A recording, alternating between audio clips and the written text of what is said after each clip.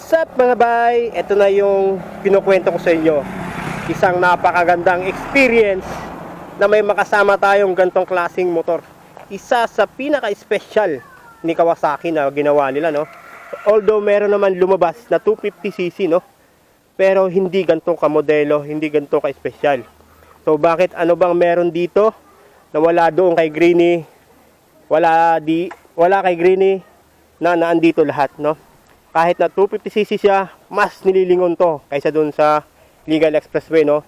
Bali liig sa tuwing madadaanan nito, malayo pa lang, no? Talagang napapalingon na kung sinong makarinig ng kanyang tunog. So tara, lapitan natin kung ano nga bang mga special dito.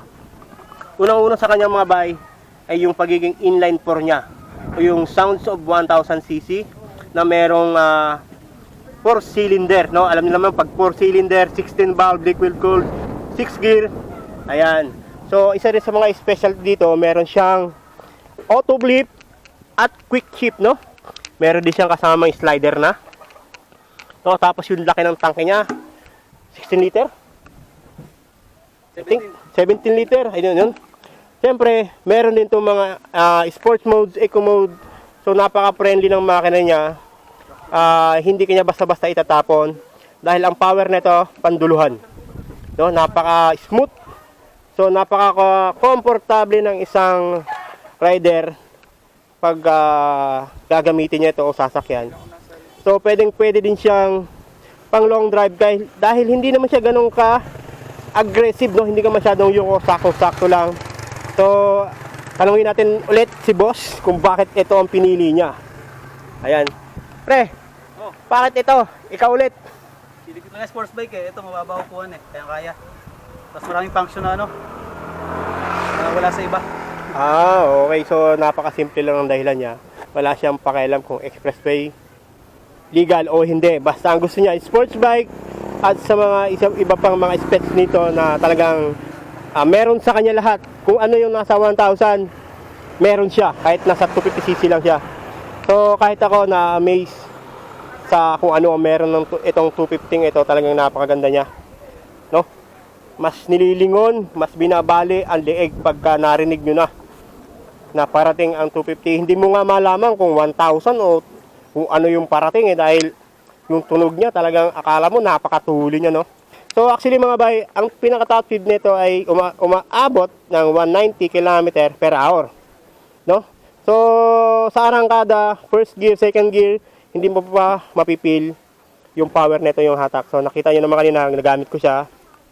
Tapos pagdating mo sa third gear, doon mo na mararamdaman yung pinaka power nito. So pag nandun ka na, hawak-hawak mo na ang pinakamagandang momentum para ibigay niya kung ano ang gusto mo.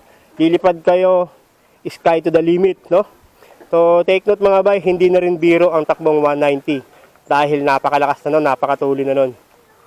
Ayan, so ang in-upgrade niya dito, naka-aftermarket na siya ng side mirror, no? Di bali mga bayo, oh.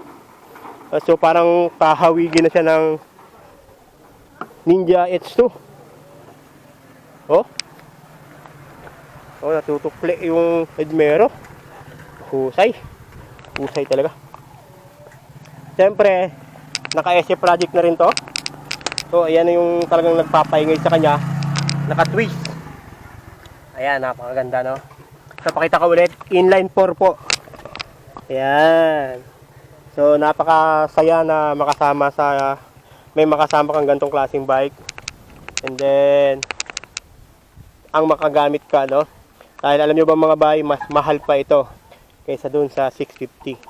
Ayan, halos kapresyuhan niya yung mga ibang inline 4, no? Alam mo ba, ang presyo niya itong mga bay, makakabili ka na ng C1000 na second hand. So ganun siya kamahal. Ayan, so ayun lang mga bay, hanggang dito lang yung vlog natin. Hope nag-enjoy kayo at natuwa kayo sa kwentuhan natin. So pasensya nyo na ako, hindi pa ako medyo pulido. Hindi pa ganun kapulido yung ating deliver ng ating pagsasalita. Saka iparirinig ko yung tunog. Ihiramin natin yung susi kung gaano ka loud ang tutunog nito.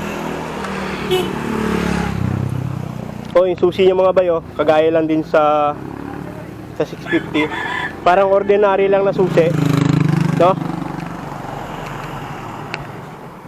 Yan. Tingnan natin.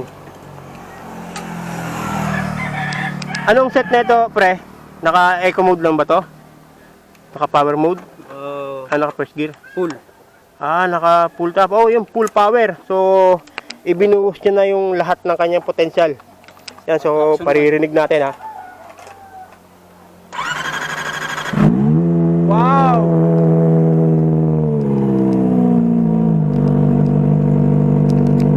Yan talaga ang inaabangan ko. Yung marinig natin yung sounds niya. Bombahin natin. Yun.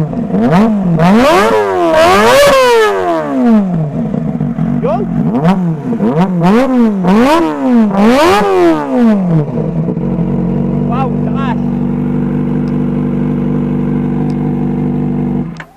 So, ayun lang mga bay.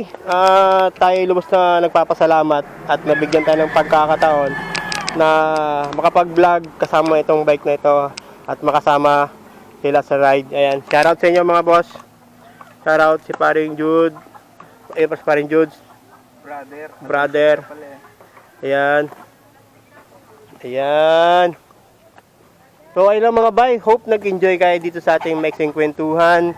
Kung nagustuhan ninyo itong vlog natin, please don't forget to like and share at subscribe nyo na rin. Pati na rin yung Facebook page ko mga bay. Ayan, kayo nang bahala. Peace po sa inyo lahat.